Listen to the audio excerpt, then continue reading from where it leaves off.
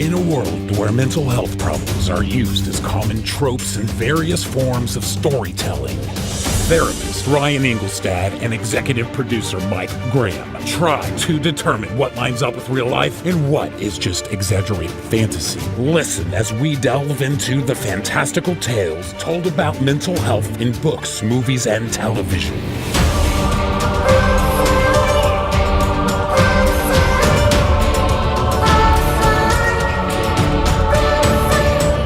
This is Pop Psych 101. Welcome back to Pop Psych 101. I am licensed therapist Ryan Engelstad, here as always with my co-host, executive producer, and ghost of Pop Psych future, Mike Graham. Woo! Okay, so I didn't expect that one, so I was not ready with a sweet ghost reply. What's going on?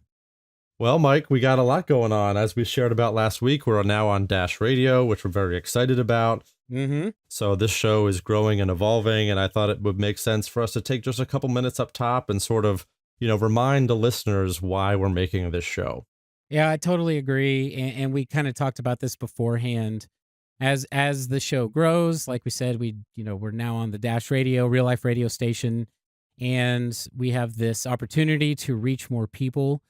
So as they're listening, they might just be catching us here in our teams, running into our teams on number of episodes now, and they might not know exactly like what we're thinking and what we're trying to do with this. So I think it's a good idea to just kind of remind ourselves even. Yeah, absolutely. So I'll say a little bit about that, being that some of this is very much in line with my work in general, which is that I want to take the things that I talk about with my patients in therapy and find ways to give those lessons and those insights to a broader range of audience. I want more and more people to know the things that I get to talk about with my patients on a day-to-day basis. So one of the ways that I found that to be most effective is to find relatable ways or relatable points of entry for people to learn about this stuff. And do you actually, and I've wondered this and never asked you, so do you kind of use this strategy when you're actually working? Yeah, sometimes. I mean, metaphor and examples, either personal or popular culture, are such a useful tool in therapy for people to be able to see themselves or see their situations through a different lens or through a different context. So right. As often as I can, it's something that can either bring lightness, like we try to do on this show, or bring a different way of looking at their problem or situation. So yeah, as often as I can. Yeah, and it's also like for a guy like me who deals with this stuff, I like hearing it and not in like this really heavy medical jargon. I would love to, to hear someone like me out there telling me what it's really like. So I guess, I don't want to be, it's just less boring for me. Does that make sense? Yeah, absolutely. And that's the other thing we're trying to do is we're trying to make talking about mental health issues just like a normal thing. It's right. Normal for you to talk about going to the doctor to a certain extent. We want it to be able to be normal to talk about mental health. So that's why we're opening up these conversations through things that people already talk about very comfortably. Yeah, doing these characters and these movies, I think really opens up the whole dialogue of what's happening. And just like you said, being able to relate back to yourself. But I think also a goal that, for everyone listening that we're trying to do is to spread this as far and wide as we can.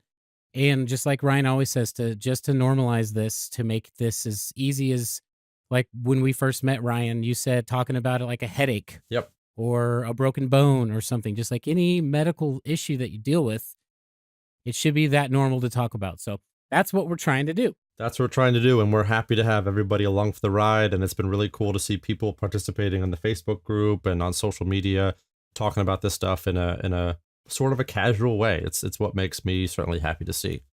Absolutely, and that Facebook group is becoming just this really great thing. I'm so glad that we started it, and just because you brought that up, I'm going to throw it out there. It's just, like Ryan said, it's a really this place, and there's just people in there just talking casually about maybe some issues that they're having. They get support. There's jokes and memes, but kind of all relating around this stuff. But if you want to join that and talk with those people too, you can go to Facebook and search Pop Psych 101 Mental Health Chat. Yeah, so thank you everybody that's in that group, and thank you for the conversations that hopefully this show is starting. So maybe we should get started on what we're talking about today. We're going long. We're not leaving our audience in suspense any longer. Today we are talking about A Christmas Carol. I should be more specific. Today we're talking about A Muppet's Christmas It's Carol. the Muppets, Ryan. I'm so excited, Mike, because these characters are so important. You cannot forget the Muppet part. I would never. And, I have to be honest up front here, listeners. I sort of manipulated the process to land with this version of A Christmas Carol because this is my favorite version. Yeah, I wanted to do the musical, and which is like 3.5 hours long. And yeah, it's kind of hokey, but it gets real deep into stuff. And Ryan's like, no, we're doing the Muppets. So we actually held a poll in the chat group and in other places, and the Muppets won by a landslide. And I couldn't be prouder of the listeners and people who voted because, again, as our mission is stated, we want to talk about this stuff in a fun way. So let's do it. Let's have some fun. All right, let's do it. Let's go. Am I in the presence of the ghost of Christmas yet to come? Spirit, I fear you more than any specter I have yet met. Oh, this is too scary. I don't think I want to see any more. Oh, when you're right, you're right. You're on your own, folks. We'll meet you at the finale. Yeah. Oh. I am prepared to follow and to learn with a thankful heart. Will you not speak to me? Must there be a Christmas that brings this awful scene? How can we endure it? It's all right, children. Life is made up of meetings and partings. That is the way of it. I am sure we shall never forget Tiny Tim or this first parting that there was among us.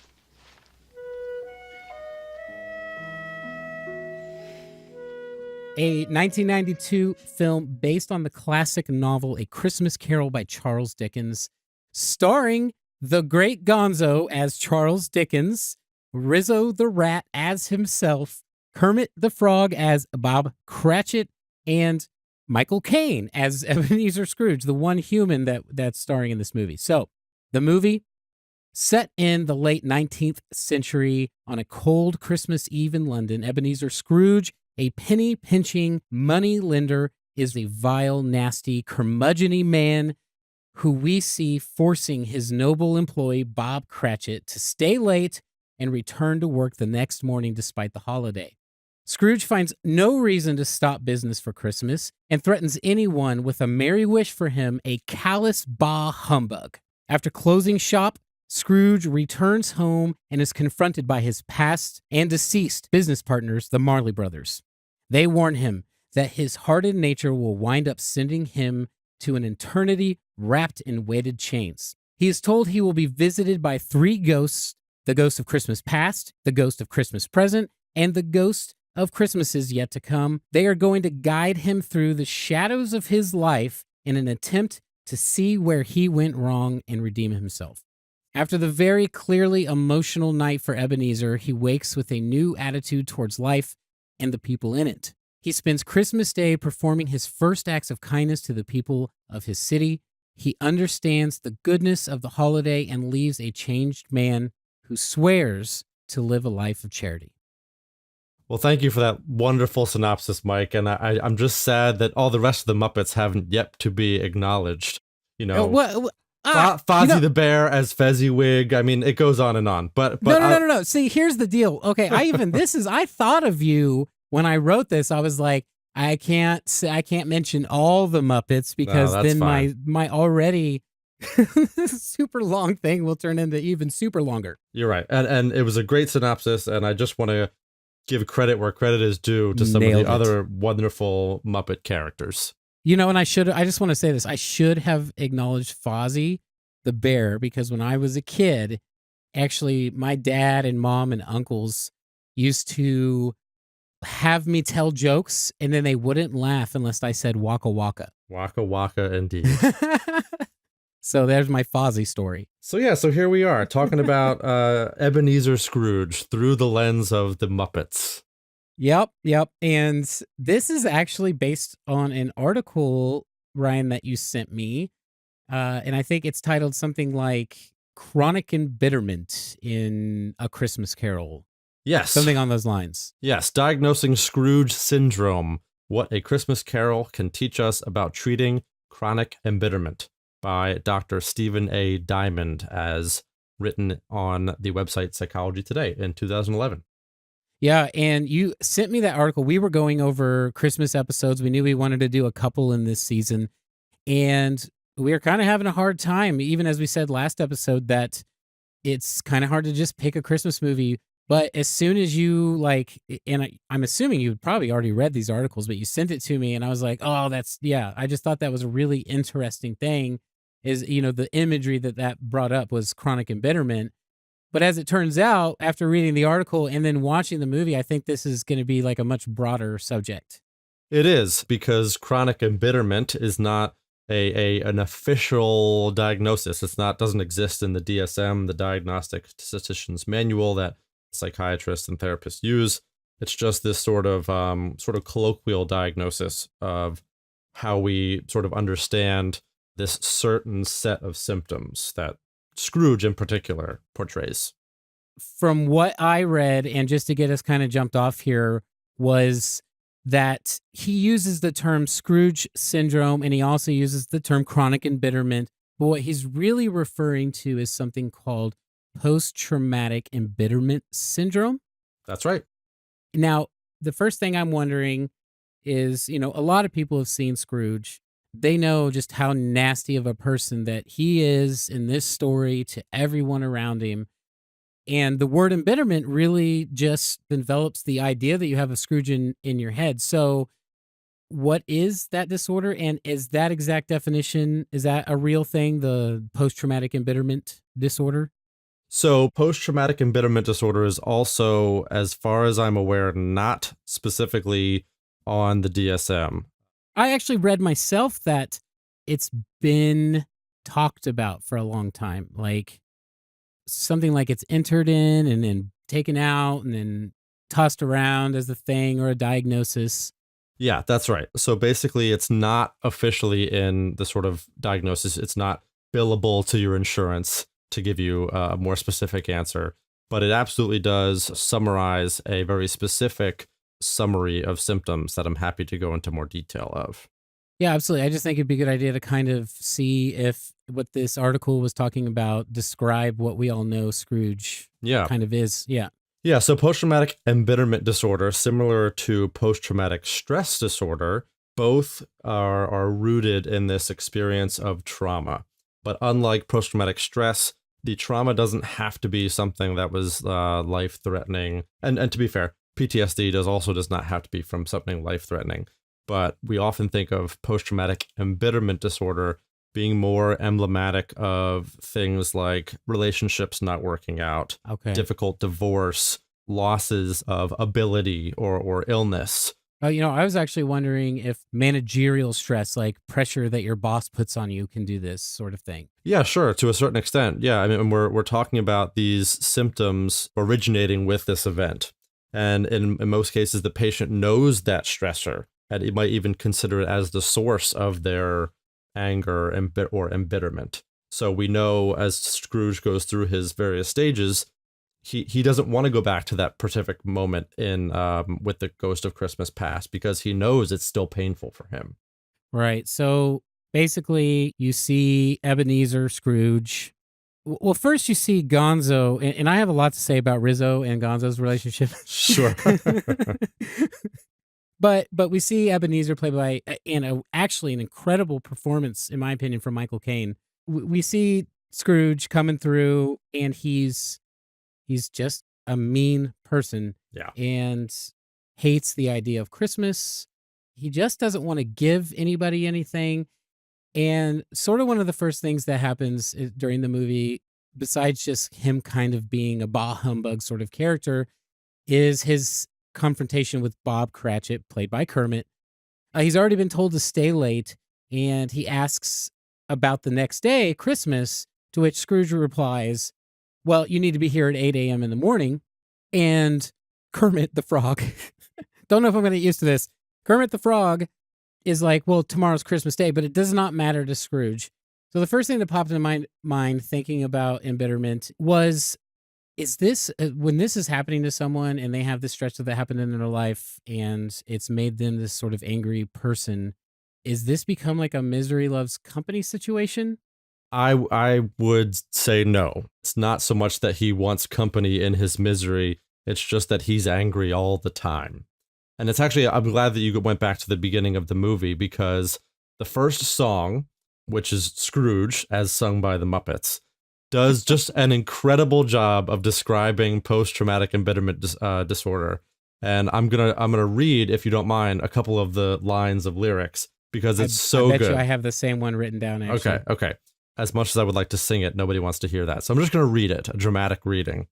He must be so lonely, he must be so sad. He goes to extremes to convince us he's bad.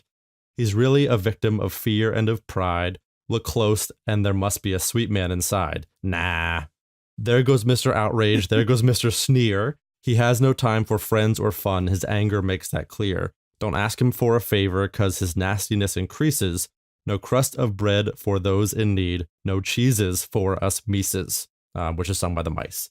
So it's like that's just an incredible summary of Mr. Scrooge's demeanor, but it gives us a sort of a lens into his past that. Well, you're missing one thing there, Ryan.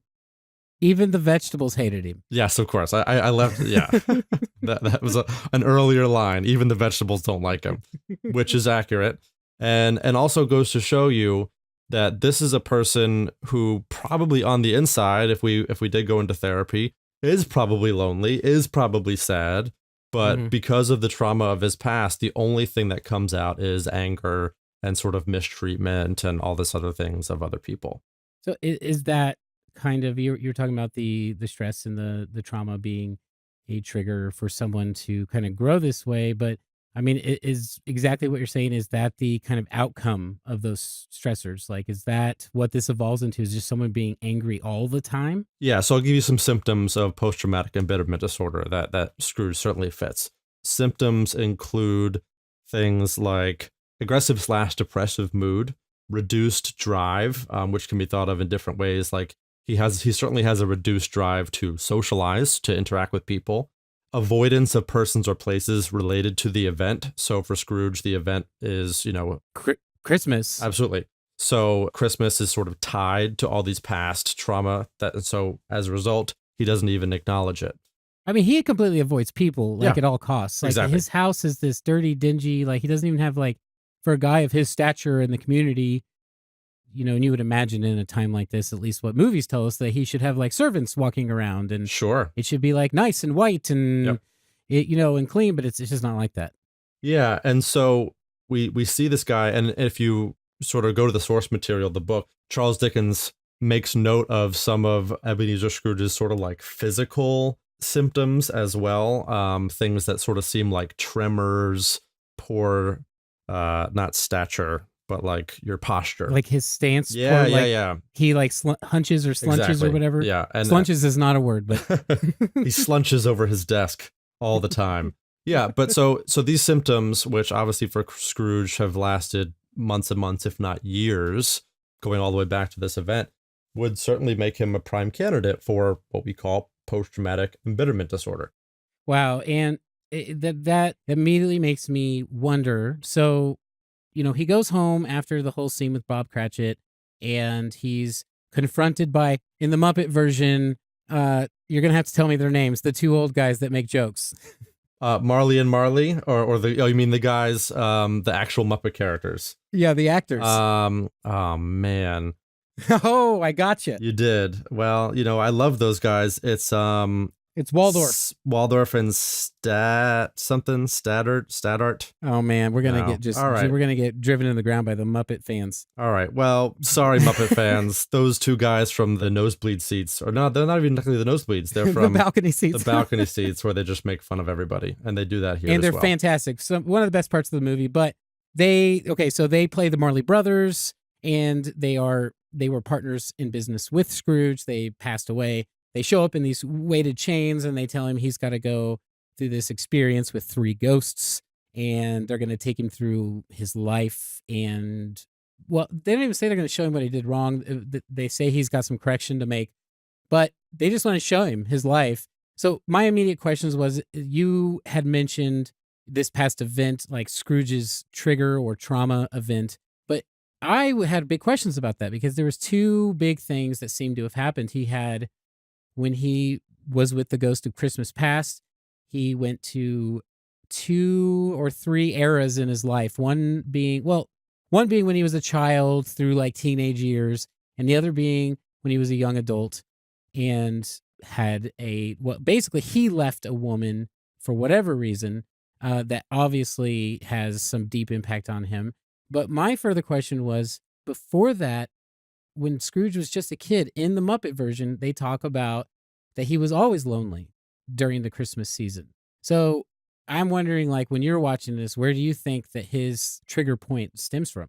So we know, and I think he even says when in one of those flashback scenes from Christmas past, he talks about one of his teachers being sort of like a father figure to him. And he talks about business and all this kind of stuff. So we know just from the Christmas Carol in general that Ebenezer Scrooge's mom died after childbirth. And we have a general understanding that his father blamed Ebenezer for his mother's death. Wow. So based on that, it would be reasonable to conclude that Christmases and holidays, are not going to be fun, loose times with family if they were celebrated at all. So that's why his Christmas days, that they go back to with Christmas past, are basically just times in school or times at work. That even going back to that young age, that was all it was ever associated with. Right. And he, even at the young age, was already starting to kind of push people away. Mm-hmm. Had a couple of friends run up to him and ask him to, go have fun on Christmas Eve. And he's just like, no, I'd rather be by myself. Yeah, he's just already pushing people away. So it looks like the beginnings of it start even as a kid. And so that leads me to, so that happens, and it's very sad, actually. And Michael Caine is looking at this little boy. As a dad, we talk about that a lot. Yep. Watching anything happen to little boys that's this kind of tragic and sad really brings up big emotions. But he takes this and he grows old, and there's still some good stuff happening.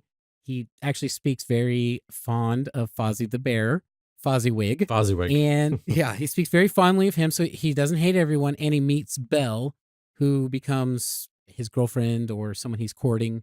And time passes, and there's a moment where they're sitting on a bench, and she's clearly approaching him about this relationship needs, to go somewhere. And basically he just walks away from it. And I think that was the moment where Scrooge became Scrooge, in the moment when he just walked away from that relationship. Yep. My view. But I was wondering, so he's already pushing people away. Why would someone push something good out of their life like that? Well, if knowing what I just sort of stated about his parents' situation, he doesn't exactly have a model for what a good relationship looks like. So based on that, we could sort of make the assumption that he might just have this unreasonable expectation that someone that you're going to marry is going to support you, even if the things that you desire are sort of antithetical to the relationship. So we see in that one scene that Scrooge, as a young man, waits to get married. He's sort of not ready to get married. Business, says sort of the stocks are down and all these sorts of things. Right. And his girlfriend just wants to get married, doesn't care about any of that stuff. Mm-hmm. And this sets Scrooge off, that she doesn't either understand or relate or see what things are important to him the way that he does.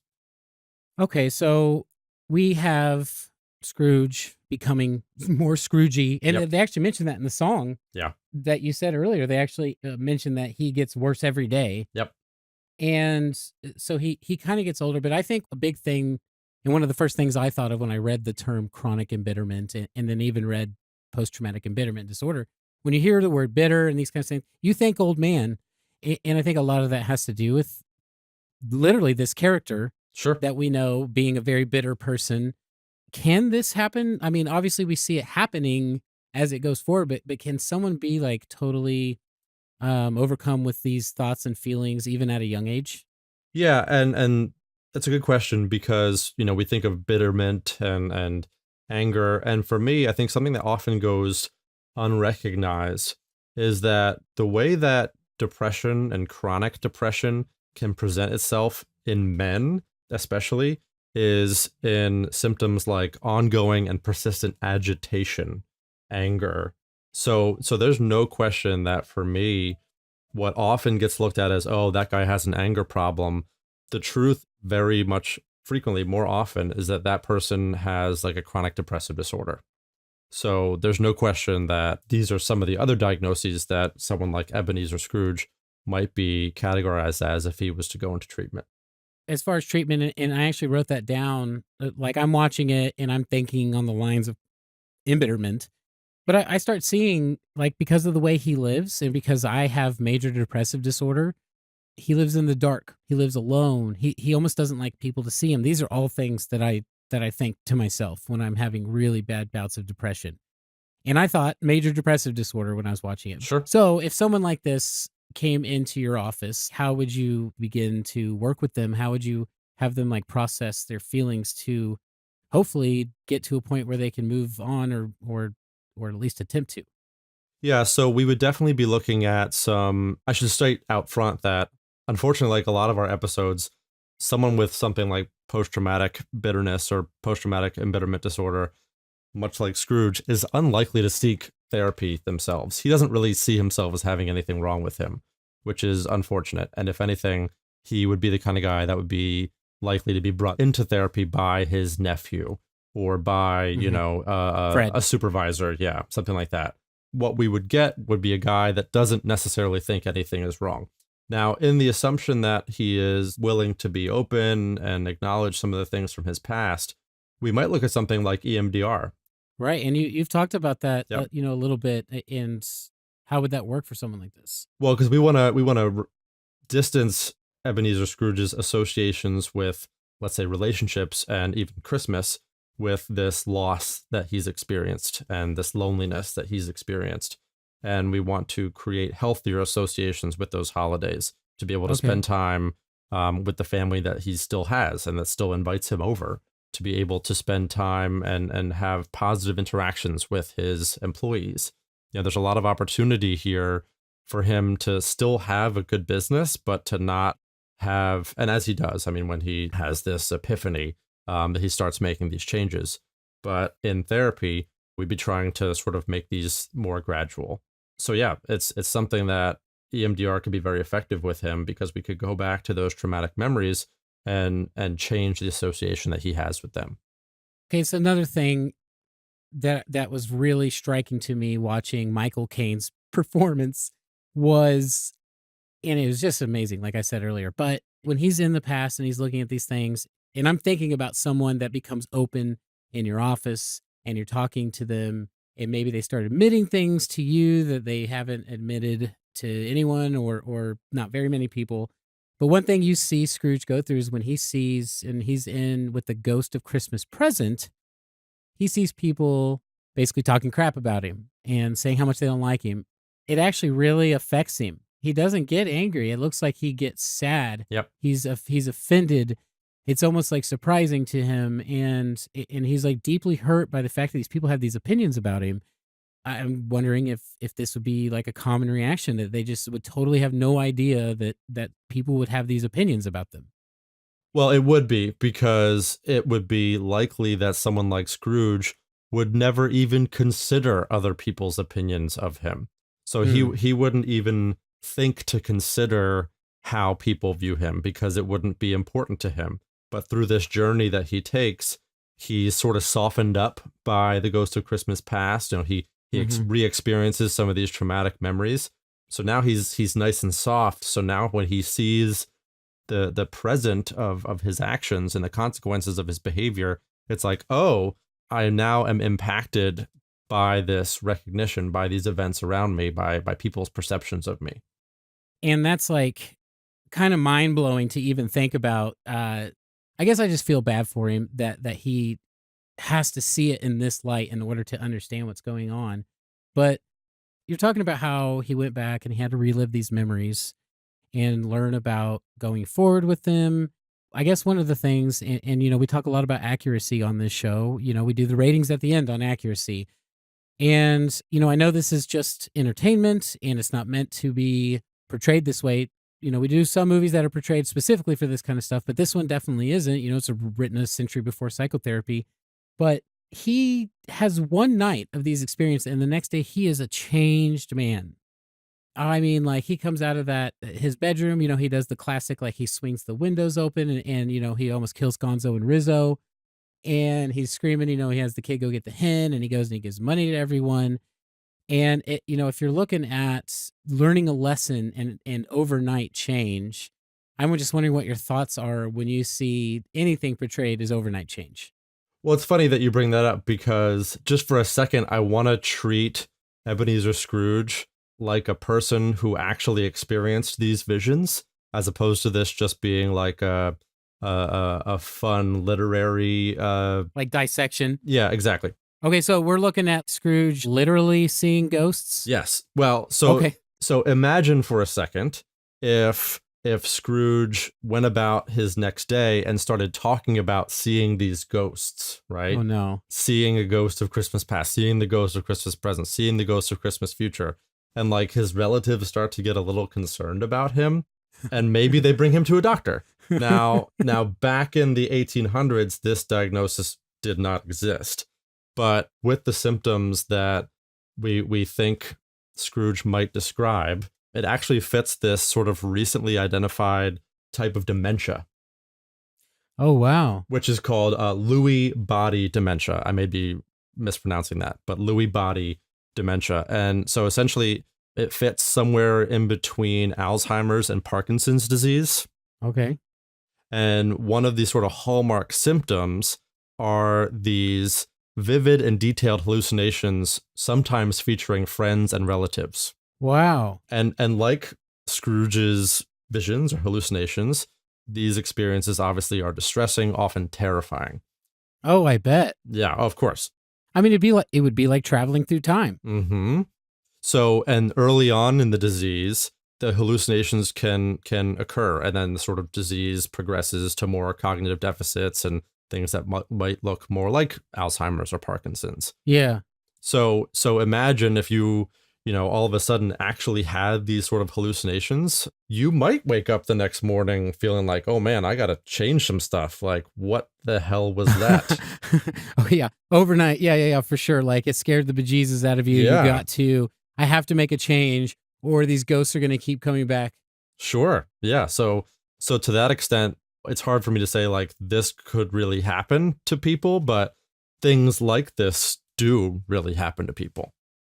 Wow. I mean, it's that kind of stuff. I just get to thinking about when you're talking about stuff like that still in today's age, you hear a lot of like, oh, it's just in your head. But like when you hear about stuff like that can't, I mean, that's just your brain. It's intense. It's capable of a lot. That's for sure. Right. We've talked a lot about his Christmas past and futures and presents.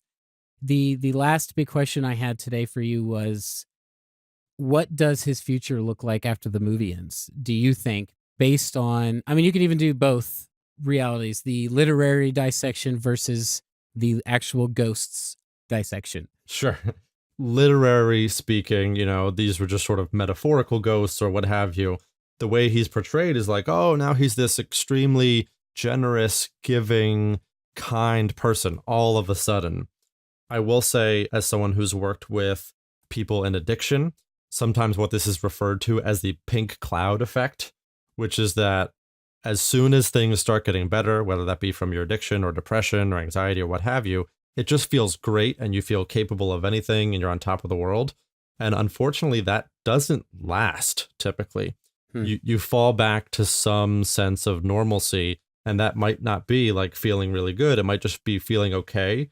But for people, that can be sort of unsettling. So unfortunately, it's possible that he may fall a little bit back from that extreme generosity and fall somewhere in the middle, or have sort of relapses of embitterment. Yeah. All those things are certainly possible. Okay. And that's kind of what I thought, like, okay, he's going to have these big highs from this really intense experience. And then when the movie ends, things, that's just how it works. You get used to things, and then things just kind of settle back down. What would you recommend as a family member if you have someone who's angry constantly, someone who's pushing people away, and all you want as a family member or a friend is to see this person, gain some happiness in your life? Like, how would you just kind of recommend a family member go about that? Well, it's actually, the nephew, Fred, does a really great job of this. Invites him to Christmas, doesn't really acknowledge any of the embitterment, angry stuff in a negative way. Yeah, exactly. He doesn't react to it in ways that probably a lot of people in Scrooge's life do, which is they either avoid him or confront him, right? Yeah. Fred is just very neutral. Uncle, we'd love for you to come to Christmas. And really, that's the best that someone can do, is to sort of be what we call a solid object, that we don't let the negative behavior of that loved one impact you or your family negatively. You can offer them support. You can offer them opportunities to join in on activities or events that might be happening within the family. To a certain extent, you can encourage things like self-care or healthy or positive activities, but to push therapy or things like that, it's not necessarily going to make anything better. Okay, guys, we're going to take a quick break, and then we're going to be back with Overanalyzing with Ryan. Quick break to talk about one of our favorite podcasts, the Antidotes Podcast, Stories in Medicine, a weekly podcast hosted by an EMT turned nurse practitioner who swaps stories with other nurses, paramedics, doctors, and medical professionals. Their tales range from humorous to wild to moving, but all have shaped the way they have practiced medicine. So definitely check out the Antidotes Podcast, Stories in Medicine. And now back to Pop Psych 101. All right, and we're back. And now we're going to jump into a little segment that we like to do when we're covering movies or books or TV shows that aren't necessarily geared towards the subjects that we're talking about, though we're still able to dive into them. It's very important to talk about these things. However, we do like to do this one as a little fun thing in these events, and it's a segment where Ryan digs real deep into this stuff, almost to the point where he's overanalyzing. So right now, here is Overanalyzing with Ryan. Do you get the feeling that there's a hidden, deeper meaning in your favorite movies, books, and TV shows? Look no further. Therapist Ryan Ingolstad goes so deep that what he brings back may not exist at all. This is Overanalyzing with Ryan. All right, Mike, are you ready for this? I'm really ready. You were bragging about it beforehand, so I'm excited to hear whatever it is that you analyzed. Okay. So I'm taking a historical look at A Christmas Carol and the impact that it's had on, let's just say, mental health in general. A Christmas Carol was written by Charles Dickens in 1843. He's old. Yeah. So it takes place in that sort of mid to late 19th century. Ebenezer Scrooge is visited by the ghost of Christmas past. We go through his past, the ghost of Christmas present. We see the impact of his present behaviors, and the ghost of Christmas future, in which we see the possible results of his negative behaviors if they continue. Mike, do you know when psychotherapy is generally viewed to have begun? I do. And what do you know about it? It's the late 20th century with Freud, right? Freud is the right name to have in mind, but it's actually not the late 20th century. It's actually the late 19th century. So right around this time? Right around this time. Oh, wow. So it is my... So I was totally off. Yeah. Okay. So my overanalyzing theory is that this book was published and was obviously hugely popular. It's generally regarded as Charles Dickens's most popular work. So I know where you're going with this. This book is disseminating throughout Europe, right? It's huge. It's huge. It even actually, this book was illicitly copied and distributed without any permission, like widely for like a while. That's right. So we know that Ebenezer Scrooge goes through his past, sees the things that went wrong, goes through his present, sees the impacts of his negative actions, goes to his future, sees the possible negative consequences if those actions do not change. It's generally regarded that talk therapy originated sometime in the 1880s by one of Sigmund Freud's colleagues and friends named Joseph Brauer, who was working with a woman named Anna who had some traumatic experiences of her own and what was sort of experienced at the time as hysteria. Oh, wow. So keep in mind, this book was written in 1843. That's right. I think. Yep. So we think about the popularity and sort of the ages that Sigmund Freud and his colleague Joseph Brauer would have been when this book became popular. So, Mike, as someone who has been in therapy, what is the first thing you do when you're in therapy? You talk about your past. You talk about, you do an evaluation, right? You give them your life story. That's you right. tell them where you've been and that way they can help you realize.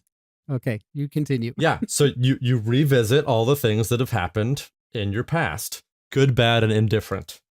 Yep. And then talk therapy, I would say, generally proceeds to, okay, what's happening now, right? Yeah, yeah. And that's where weekly, like a reoccurring continual therapy kind of starts going.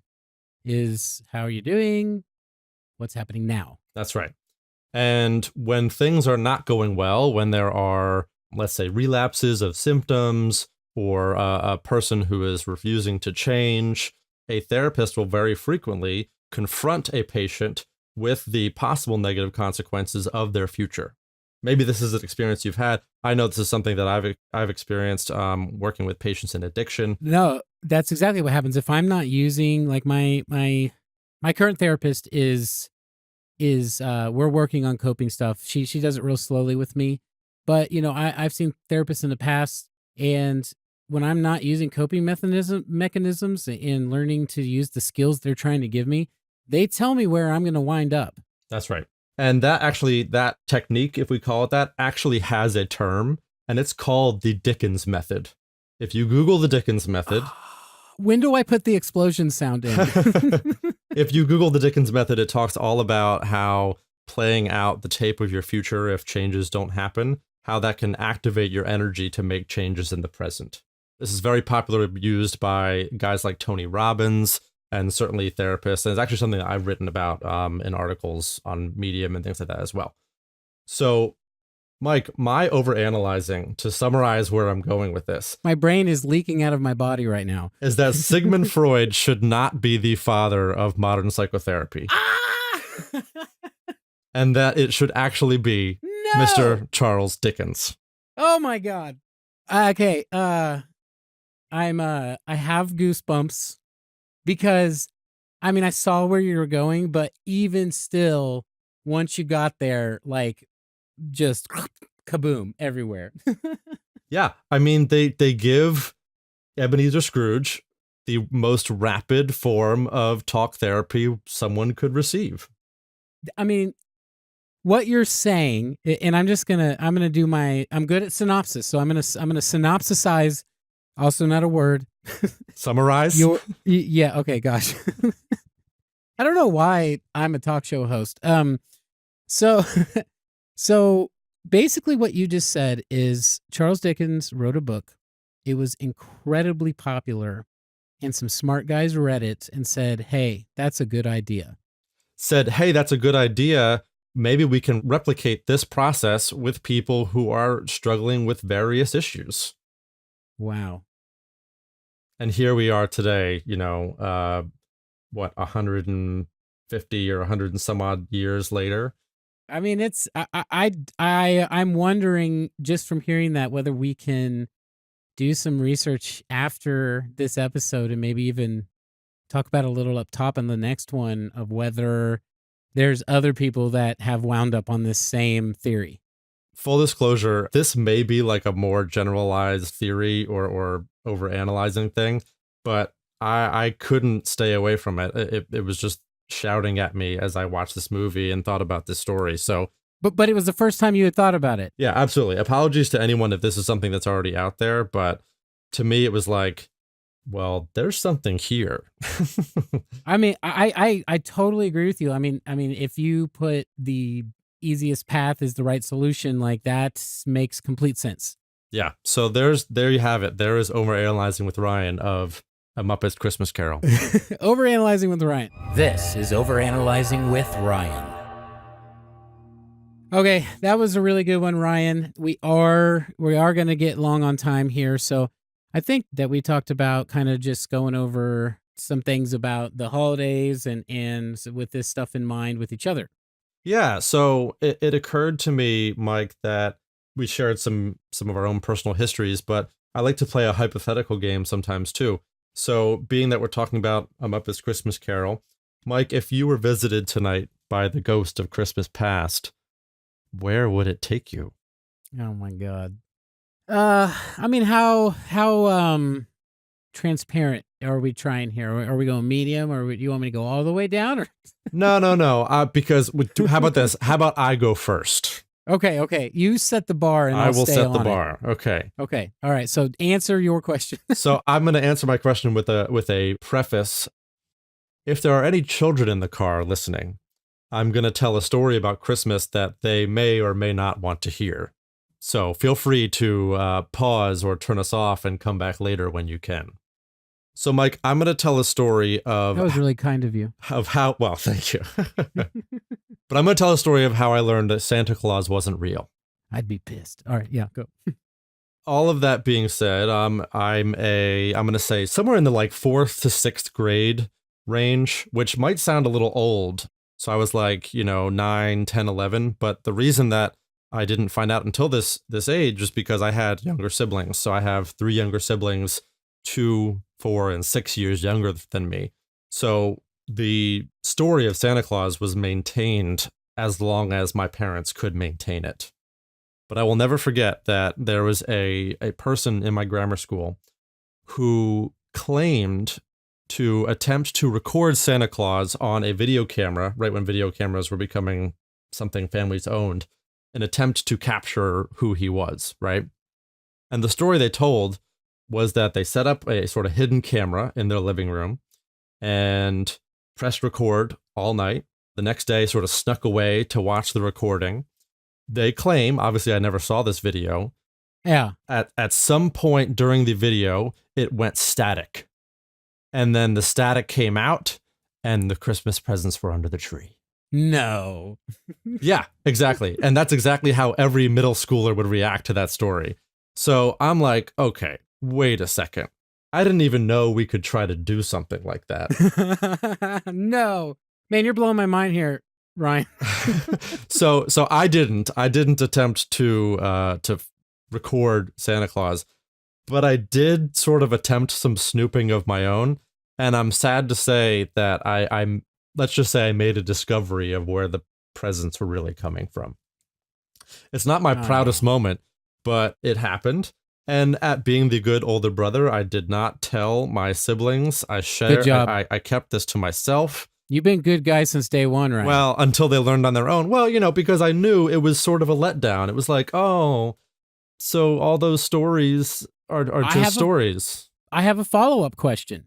Please continue. So we didn't do Santa Claus. Okay. Not that we didn't we celebrated Christmas and we used Santa Claus, but we were told from the get-go that it wasn't, Sure. real. Yeah. And I've always wondered what it was like to have that taken away suddenly. Like how'd that feel?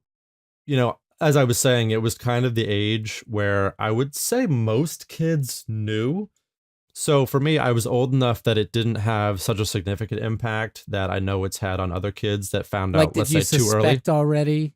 Yeah, I mean, it's the kind of thing that just enough about what your parents do around the holidays that those connecting the dots, it's not as sort of shocking at that slightly older age than it would be if I were a little bit younger.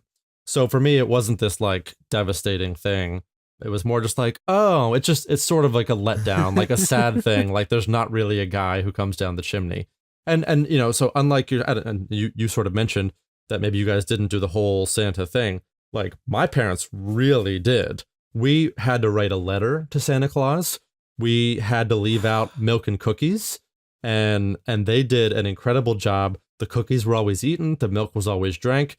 There were always like crumbs leading towards the chimney. If we left good parents. Yeah, incredible. It's fun. Yeah, it should be fun. And you know, the whole thing. So it was more just sad in that like disappointing thing, but also gave me a really strong appreciation for like the extents that my parents went to really hold up this tradition for our family.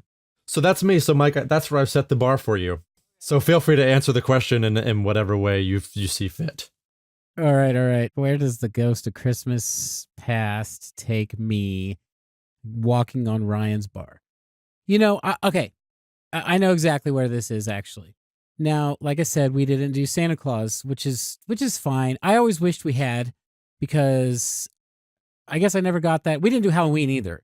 So I always wish that I'd had those both experiences, but more Santa Claus. I always really wanted that magical belief of something like that. When I was little, even with not believing in Santa, I still was so pumped about Christmas. I'm in, like most kids, like can't sleep. Yeah. Getting up and, you know, constantly going in and mom being like, I'm going to get you some warm milk. You know, maybe that'll help you sleep. And then still like, I remember there was one Christmas I got up and did push-ups. Like even like I was a kid, I did push-ups so I would get tired and go back to sleep. Yep. I don't know which exact Christmas it was or what year or how old I was, but there was the Christmas where I just fell asleep. Yep. And we just woke up and wasn't like walking into my parents' bedroom at 5 a.m. So a little bit of the magic had gone, is what you're saying. Right. But naturally, right? Of course, probably of course, near the same age when that stuff was happening. I bet you it was 12 or 11 or 12 around there. Mm-hmm. I would say, as far as the Christmas past of taking me back to where, and I'm just viewing it as sort of when the magic of Christmas is leaving, it would be, the night when I slept through the night. Okay. Yep, there we got it. You got our Christmas past experiences. Now we are, as usual, running low on time. So Ryan, we got to do our ratings for the day. If you haven't listened before, we do a rating system. We like to rate things on accuracy so you know what we're talking about. Ryan rates that on a scale of 1 to 5, some things, and then I rate on a scale of 1 to 5 stars on the quality of the movie. Ryan, what do you got this week? So, Mike, I'm going out of 5 humbugs. Oh, perfect. What a great word that did anyone else ever use that word? Well, they should. It should be used more frequently. My wife does. So this one is a little tough because, as we talked about sort of in the buildup, we could treat this as like a accurate, this guy, Ebenezer Scrooge, really experienced these things. And could it be a real, true depiction of something like Lewy body dementia, which sounds like a thing I just made up?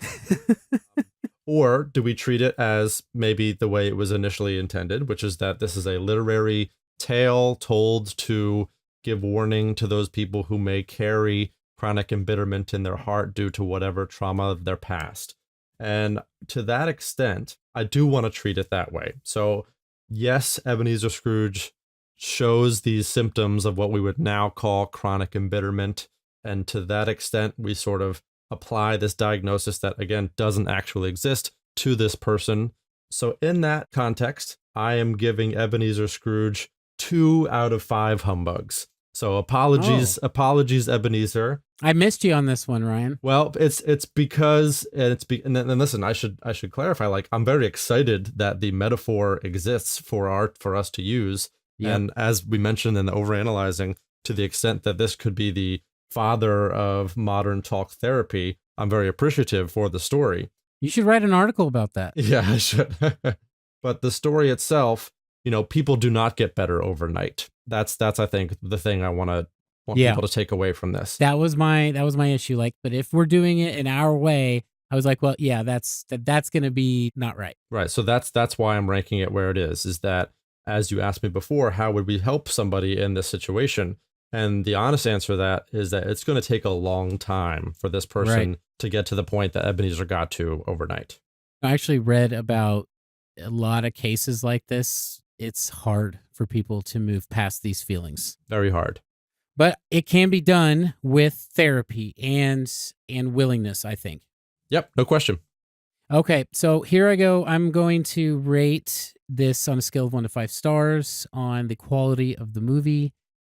Guys, there might not be another Pop Psych 101 episode after this. I think Ryan's going to quit the show when I get done with this rating. Are you still there, Ryan? Yeah, I'm just scared. I'm trembling and you went silent. Yeah. Go ahead, keep going. Okay. The Muppets are hilarious. Totally threw me off guard. I really have never watched a lot of Muppet stuff. So I was actually pleasantly surprised by the comedy and all that. You know, I love the Gonzo and Rizzo. And like I said, I have a whole thing written here that we can get to do today, which is my funny questions about Gonzo and Rizzo about whether Gonzo is a sociopath or not. I love the Muppets and their dynamic with the human. Michael Caine rocked this performance. I mean, it was really, really, really touching, his reactions to seeing his past, present, and future. So all these things, I mean, at this point, using just those, I mean, I'm going pretty high. I was thinking 4, but Ryan, the songs brought it down. Oh, but Mike, I read you the song. That was so good. I know that you read the song and it was important for the episode, but as far as the actual songs in the movie, it brought this from what I was going to go a 4, it brought it down to a 2. Wow. The songs were that bad for me. I just did not like them. And you know what it was, Ryan? It's because there's another Scrooge musical that I was hoping to do for this episode. Well, just for that, I refuse to ever watch that Scrooge musical. Then. No, it's Albert Finney. Well, then Albert Finney can live on in his own world. I will never know him. Yeah. Okay. Well, all I can say to that, Mike, is a sad waka waka. Oh my God. All right. Well, that on the waka waka, we're going to get out of here today, everyone. Thank you to everyone who's been listening, commenting, subscribing, all those kind of things. We really appreciate it. Don't forget to join the chat group if you're wanting a place to talk to other people about this kind of stuff in a casual way. Oh, and I do want to thank Kevin MacLeod for some of the music we used during our episodes. You can find him at incompetech.com. Ryan, as usual, thanks for talking with me every week. Thank you, Mike. Okay, so a lot to unpack with Mr. Ebenezer Scrooge and his Muppet pals. Taking a break from overanalyzing, though, there are some important lessons we can learn from the journey Ebenezer goes through in just one night. First of all, while Post Traumatic Embitterment Disorder may not be an officially recognized diagnosis, it is entirely likely that you know someone like Mr. Scrooge, a bitter, angry person who, for different reasons, is difficult to get along with, work with, or have in your family. That being said, there is hope for them and for you being able to get along with them. You and your personal Scrooge must remember that these changes do not happen overnight, and it is more likely that it could be months or even years of work to find the transformation that Mr. Scrooge experiences in this movie. So it is important that you take a lesson from Scrooge's nephew Fred and all the Muppets in this movie, and treat your personal Scrooge with the most lightness and Christmas spirit you can muster. That doesn't mean you shouldn't set appropriate boundaries with them. In fact, this is an important part of building a healthy relationship. But it does mean practicing empathy and a willingness to be there when their Christmas spirit does return. Thank you so much for listening to our show. Thank you as always to my co-host and executive producer Mike Graham. If you like the show, please check out our social media pages. We are on Instagram, Facebook, Twitter, Snapchat, and YouTube at PopPsych101. We are specifically on YouTube for our fans who may be hard of hearing. We also love hearing from our listeners, so if you want to give feedback or suggest something for us to cover, you can email us at poppsych101@gmail.com or join our Facebook group. Pop Psych 101 is not only a podcast but also a radio show. You can find us on the Real Life radio station on Dash Radio. If Dash Radio is not installed on your vehicle, you can download their app on Android or iOS. For the podcast, we are on all major distribution channels, so please rate, review, and subscribe. We greatly appreciate it. For Mike Graham, I'm Ryan Engelstad. Thanks for listening to Pop Psych 101.